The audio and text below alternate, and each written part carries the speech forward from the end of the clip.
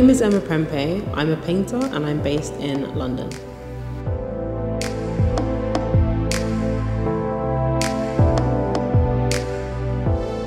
So painting started for me when I was quite small as a way to think about like my imagination and ways in which I can put that into reality. I think I was about maybe 15 or 16 where I really wanted to do painting full time. I really did enjoy like subjects like history, philosophy, and English literature, but art was the thing I was like more or most passionate about. And I was always thinking like, how could I apply my skills with like writing or researching with painting? And I then thought I could do a course that could reflect that with a theory-based and studio-based practice. And it just became a place for me to voice and put down my ideas through paint. And I've always wanted to create worlds with paint, almost like through films. I think I love films, and I love films that really mean a lot to me. And I always kind of was frustrated that I wish this could be depicted in a 2D surface. And that's kind of where my passion kind of just flew. I think film played a big role in even me like picking up a camera and deciding to use it. And it became like the place where I could, almost like a worksheet, like mind map ideas. And a lot of people do say that my work seems quite cinematic in the way the people are placed. And when I was quite a bit younger, I did a submission to a prize, and I submitted like 8 paintings in one film, and they picked the film, and I was like, this is so weird. I don't really think much of it, but it really showed that that part of the process is quite important and very interesting. I'm not like a movie buff or anything, and like I don't have like titles and directors or producers that I know very well, but I really love beautiful cinematography. So, and also the meaning, the story as well. Definitely Submarine. I think that was probably one of my favorite films ever. Just the way it's shot, the story, I think it's coming of age story. And that's the one I keep thinking about right now. It's the narrative. It's the first person narrative that I like, and the use of using the camera to display emotion. So there's quite a lot of random zoom outs and zoom ins. And there's a particular scene where the two protagonists in the movie cross each other. And like the camera like slices up to like show their full body, then the arm, then like the space between the arm. That, I don't know, it's so playful and I really love it. So, yeah. So my painting process first starts with the backgrounds. Backgrounds are a single entity in the work. So they all usually start together. If I'm preparing a body of work, all the canvases are around me, and I kind of feel my way through like the marks. And it enables me, when I paint on top of it, to leave things in and take things out, should I think they're like relevant to keep. And it allows me to loosen up a bit. I think a lot of my practice in the past, I was quite tight with everything. I was like, this has to be realistic, it has to be perfect.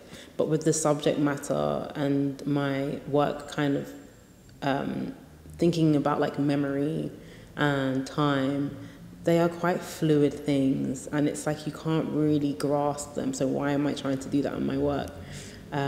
So it's usually the backgrounds first, and then the layer of paint on top, where I get to paint whatever the subject matter is, and playfully leaving aspects of the background that I've kind of put on to the canvas.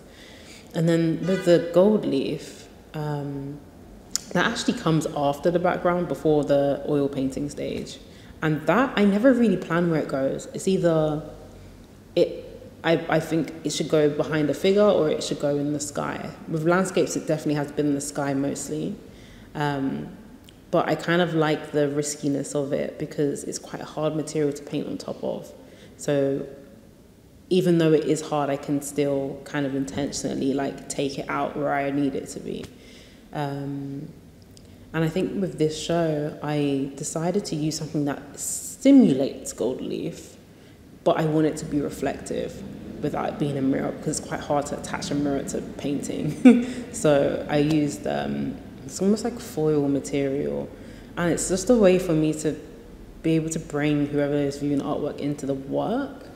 And that's a material that, I mean, it's quite hard to, when you're thinking about commercially selling your work, it's quite a hard material to be like, oh, how are we going to preserve this? And I'm sad that there has been limitations with my practice because of thinking like that. So this has basically allowed me to just, it's there, so I have to deal with it. It's just been like, I don't know what it's going to be like, but it should be interesting. Working on something that other people have also had a hand in allows me to kind of pull away from myself and not think about me first when it comes to painting. And I thought it has been quite challenging to make sure I'm not taking too much out and also like leaving things where they should be, because I didn't want to cover up everyone's contribution. And I think my practice has become, especially as a painter and navigating the commercial art world, it is quite stagnant. Like I might try something new. Like I think landscape is new for me, and I think I've only been painting landscapes for about a year now. And it has become quite monotonous. And with this project, I was able to kind of draw myself back to what I was doing before I stumbled upon landscape and think about it in different ways. And I think it's been really nice to merge my two practices in terms of like interiors and landscape, and not being afraid to play with paints that I haven't picked up in a long time, like Black 3.0, or materials that I'm not necessarily supposed to put on my canvas, because some of them can be quite difficult when you think about where is it going to go afterwards, how is it going to be preserved. And I like that this space allowed me to have the freedom to just play, even if it's not necessarily changing too much of what I've done in the past. It's putting me back in that space. So when I move forward, I can then think, these are all the elements I actually enjoy. And also bringing it to a completely new audience. I think it's important to not, like most of my shows have been in like spaces with people who know the art world, people who, I do find value in normal everyday people in a community coming to see artwork. They always have a completely different perspective. And I usually get that from my family, but it's nice to see like so many different cultures come together and kind of look at a piece where they can question things, and even if they don't like it. But I think those are the key things that I've really enjoyed doing this project. I think time was the first thing I ever thought about in my practice, because I was just fascinated with how it goes so quickly, but it's also present, it is also past, and thinking about my kind of connection with time in terms of family, the time they spent to become or move to different places. Everything takes time, and then with memory, it kind of, for me, it goes hand in hand, because it's almost like that you're remembering a matter of time. And with this work, I just had to really engage with the community of whole and kind of obviously be present when I was visiting. I think it was quite hard for me I've never really engaged with a space that I feel like I don't have a connection to. So I was thinking, in what ways can I portray or do justice to being here instead of coming here and then just be like, okay, I'm painting this thing. So I decided to think about what I saw. There was one painting I've kind of referenced in the Royal Wilberforce Museum that I saw, which was by an unknown artist, and I was like, what is this painting? Like, who? That really drew me in, and then that painting became a thing that I had to think about in relationship. Like, I saw it in Hull, but I was thinking about how can I bring or take this subject and kind of put it into a space where people would recognize the piece, but also wonder why I painted it again. And I think that painting was a copy of the original. And I was like, what does it mean for me as like a black woman repainting the image and taking things out of it and kind of freeing the subject and making him smile a little bit more and kind of not necessarily reference him as someone that's like going through like an emancipation, just someone that is, and a reflection of like how many different communities and cultures are in whole at the moment. It's almost like painting him in the present today. That's kind of where I went with that in time, and that weird trippy way of like referencing like all of these different replicas of this thing. And then just kind of thinking about like stuff I saw that really meant a lot to me. And the bridge was beautiful. Playing with that was interesting because I didn't want it to seem small. I want it to be impactful. So playing with like ideas around like magic realism, and how sometimes when I read magic realist literature, it just doesn't make sense to me. And I'm like, why does it have to make sense? Let's twist the bridge and kind of, like, if anyone looks at it, they're like, this doesn't make sense to how large this part of the bridge is and how small that part of the bridge is. And the last painting, well, not the last, but the man I met when I went to the bridge, and he was just sitting there, like really cute, just sitting there, just watching the river. And I said to him, like, can I take a photo of you? He was like, sure. And it was just such a moment. I was just like, I really want to capture that. Just that piece where there's so much things going on that I think just that reflecting that kind of inner peace that we should all kind of carry with us in the moments when we need it.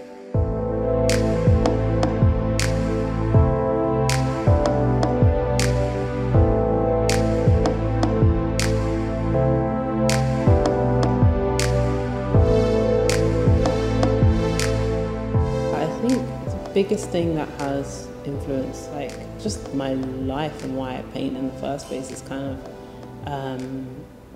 being more aware of my mortality at a young age. So I had a heart condition. I had 2 surgeries for them, and there was so many points from 10 until I was 19. I found out what I had, where it was like I kept thinking, one day I might disappear, or one day I might go, what is that like? What's beyond me right now? How far does it go? Why are we here? All of these different questions. And when I had surgeries, the first surgery, it was weird because I didn't remember a space and time. And I find that so fascinating, where I thought I was out for 30 minutes, but I was out for 3 hours. And that really kind of, not messed with me, but it really made me either A, think, why am I not doing what I want to? Because time and our existence is kind of so fleeting, even especially when you have no memory of something that happened. It's like you're having this out of body experience where your body, you don't feel any pain, you don't, like, it's this really fascinating to me, but also interesting. And that's what's really driven my practice.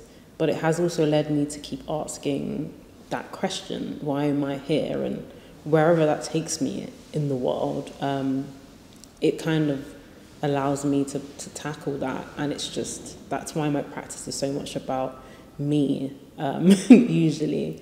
But with whole, I think it enables me to then think, how can I make that space more interactive with other beings who probably have the same feelings and ideas? So yeah, that's definitely the thing, I think, which really shapes like me and my work, actually, which a lot of people, especially young people, are not really aware of how fragile our lives are, and knowing that from so early can really make you kind of think beyond just many things that we think are important today. It's really interesting because I was thinking about different cultures surrounding ideas of time, and how like there's like a kind of thing that's like African time, where it's like the way they move, for example, like, oh, meet me where when the sun is smallest, or meet me when where the cows are. Like, it's almost like the idea of thinking about time as like not necessarily a reference to the actual like number, it's just a thing. I've been thinking about that a bit more. I find it interesting. And when people work in the day and some people work in the night, why do we have to have that like routine of the 9 to 5? Why can't it be like 12 to 6? I would say firstly, I've really enjoyed working with everyone because everyone's so friendly and I feel at home, and that has pushed me to work harder on this show. It's been a great experience. Every time I've come here, every time I've interacted with the community, everything is so organized and everyone's considered, everyone is heard. And I think obviously like painting is always different because that's in my studio or my time, so that's difficult. And figuring out my ideas is difficult, but I love that I have support like this whole time to do that. Wherever I needed help, it's always like I could ask someone for something, and yeah, it's been amazing, and I knew it was going to be amazing. So yeah, thank you for having me.